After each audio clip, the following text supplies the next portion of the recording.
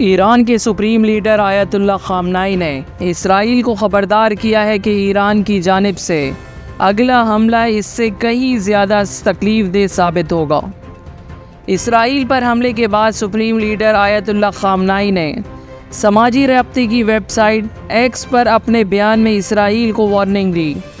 آیت اللہ خامنائی نے اپنے بیان میں کہا کہ اللہ کی مدد سے مزاحمت محاذ جو ضرب صہیونی ریاست کو لگائے گا وہ اس سے کہیں زیادہ شدید اور تکلیف دہ ہوگی۔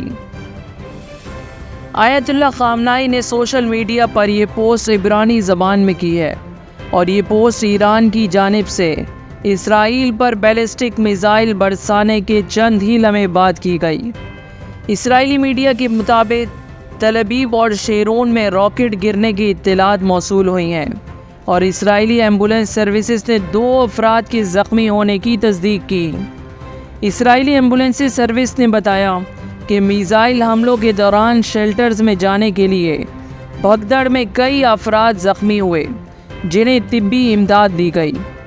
اسرائیلی میڈیا کا کہنا ہے کہ اسرائیل کی فضائی حدود بند کر دی گئی اور ہوائی اڈوں پر موجود تمام مسافروں کو محفوظ مقامات پر منتقل کر دیا گیا ہے۔